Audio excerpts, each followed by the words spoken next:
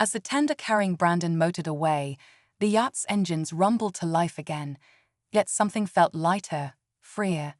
Glasses clinked, conversations restarted, now tinged with wary politeness. Claire turned toward the horizon, thinking the night's lesson was complete. Then her phone buzzed with a fresh alert.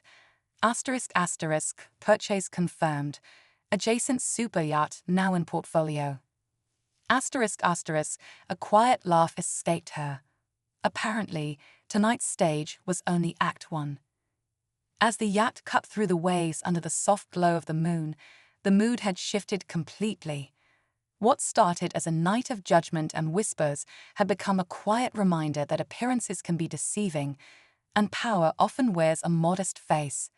Claire wandered the deck, exchanging nods and brief smiles with guests who now approached with genuine interest, not mockery. There was no need for speeches or grand displays. The message had already been delivered, loud and clear. Danielle stayed behind as others drifted back inside. "I didn't know who you were," she said quietly, "but I should have known from how you carried yourself." Claire gave a small smile. "It's never about who knows your name. It's about how you hold your ground when no one cares."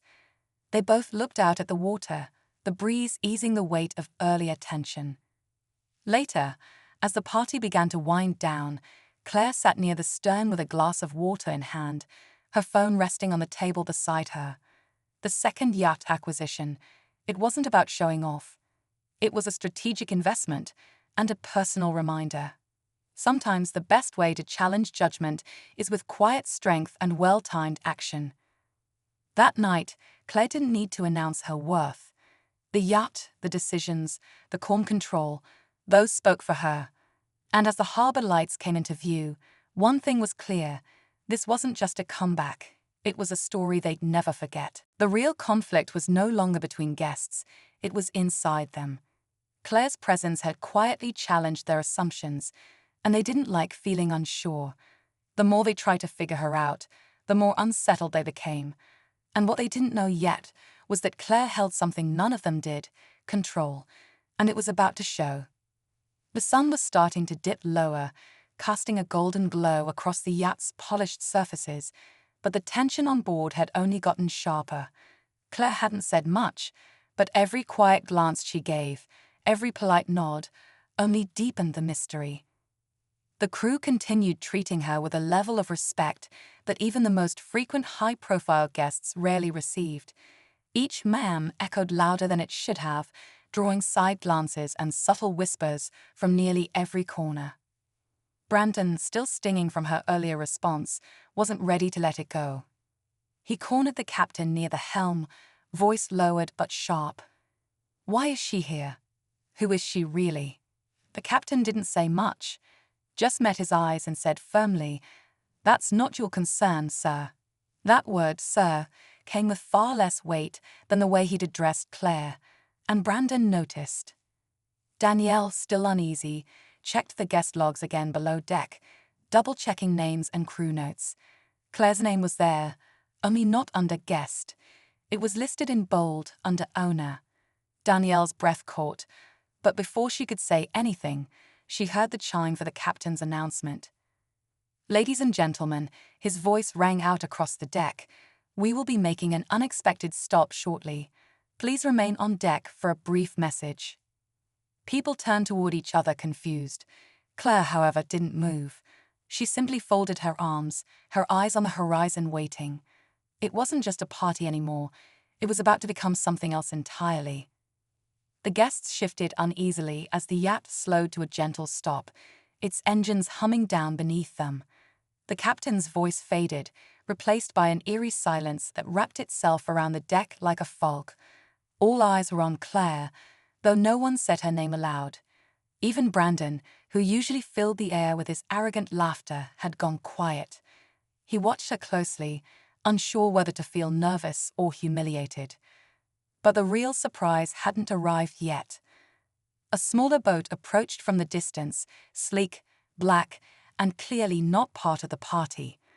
Two men in sharp uniforms stepped aboard, briefcases in hand, greeted respectfully by the crew. One of them nodded toward Claire and whispered something into a headset. Moments later, the captain walked directly to her, leaned in with a quiet, "It's ready, ma'am," and stepped back. Claire turned calmly to face the crowd. "There's been a change in tonight's plans," she said, her voice smooth but commanding. "This yacht's management has officially transferred." Brandon scoffed. "You've got to be kidding. You're just some rich guest with a name on a clipboard." One of the men in uniform handed him a document. "Actually," he said, "Mr. Brandon, effective this hour, the vessel is under full control of Miss Claire Lawson. You've been asked to disembark." Gasps rippled across the deck. Danielle's face paled, and as Claire stood quietly, her eyes fixed on Brandon, everyone suddenly realized she hadn't just been invited to the party, she had bought the whole stage. Thought for 4 seconds. Brandon's bravado crumbled as he scanned the legal transfer papers. The signature at the bottom, *** Claire Lawson, principal owner ***, looked stark against the gilded decor. Guests who'd mocked her outfit minutes earlier now stepped back, searching for exits that weren't there. Claire's calm gaze swept the deck. "Anyone uncomfortable is welcome to leave," she said, "but the party continues under new guidelines. Respect, or the next tender out is yours." No one moved. Even the DJ's playlist faltered, the upbeat track fading into an awkward hush. Danielle, still clutching the guest log, found her voice. "Ms. Lawson, why buy a yacht filled with people who laughed at you?" Claire smiled, soft but unyielding. "Because people reveal their true selves when they think no one important is watching. I needed to know who would still be laughing when they realized whose boat they were on." Brandon opened his mouth to protest, but the uniformed men were already guiding him toward the rail. Before stepping off, he glared back. "You can't humiliate me like this." Claire's reply was gentle. "I'm not humiliating you, Brandon.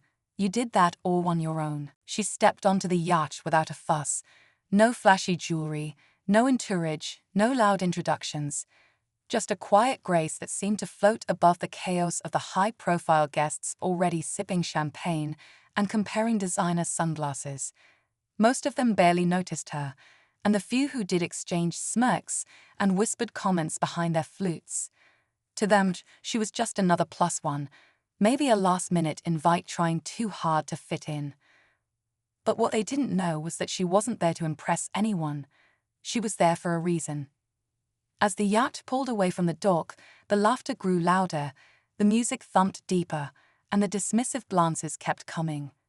One woman, draped in head-to-toe luxury labels, actually leaned over and asked if she was with catering. The woman just smiled. She wasn't here to explain herself. She didn't need to. But then something shifted. A crew member walked by, nodded respectfully, and said, "Is there anything you need, ma'am?"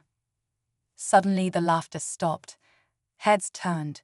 That one word, "ma'am," hung in the air heavier than any insult they'd thrown her way. Whispers spread fast. Confusion replaced smugness. Who was she really? And why was the crew treating her like the one person who mattered most on this yacht? The woman just stepped forward, eyes calm, posture straight. She didn't owe anyone an explanation, but the truth was about to surface, and when it did, nothing on that yacht would ever be the same again. The air on the yacht grew noticeably colder, not because of the ocean breeze, but because of the sudden shift in attention. The woman, whose name no one had even bothered to ask, now had everyone's curiosity. A few guests tried to act casual, peeking over the rims of their glasses while pretending not to stare. The woman moved through the crowd calmly, with a grace that didn't demand attention, but got it anyway. Her name was Claire, but no one there knew that yet. Earlier that afternoon, she had arrived quietly at the marina, opting not to take the luxury shuttle arranged for the other VIP guests. She knew what this crowd was like: status-driven, image-obsessed, and quick to judge. She didn't want to arrive in a flash of gold and noise. That would have been too easy. Claire believed in observing before revealing, and today, that patience was already paying off. A man near the bar, clearly feeling the shift, leaned toward another guest. "Why do the crew call her ma'am? Isn't she just some guest?" The woman next to him shrugged but kept her eyes fixed on Claire. No one knew what to make of her now. She didn't fit into their boxes, wasn't loud enough to be new money, wasn't dressed up enough to be old. But what they didn't know was that Claire had more authority on that yacht than any of them. And very soon they'd find out exactly why, when it was already too late to backtrack. One of the guests, Brandon, a tech investor known for being loud when the cameras were off, took it upon himself to get answers. He swaggered over to Claire, trying to mask his curiosity with charm. "So, which fund invited you?" he asked, smiling too wide. Claire glanced at him, her expression unreadable. "I invited myself," she said simply, then walked past him toward the upper deck. Brandon stood there, blinking, as if her answer had short-circuited his usual sense of control. Meanwhile, up near the bar, Danielle, an event planner with years of experience working luxury yacht parties, was whispering to a fellow staff member. "She's not on any of the guest lists, but the captain gave her clearance before anyone else arrived. That's never happened before," she said. The other crew member nodded, glancing nervously at Claire, who was now looking out over the ocean, unfazed by the growing tension. Back on the main deck, the energy was shifting again. A few guests were beginning to rethink their earlier impressions. One even tried to strike up a conversation with Claire, but she politely declined, clearly not interested in small talk or saving their pride.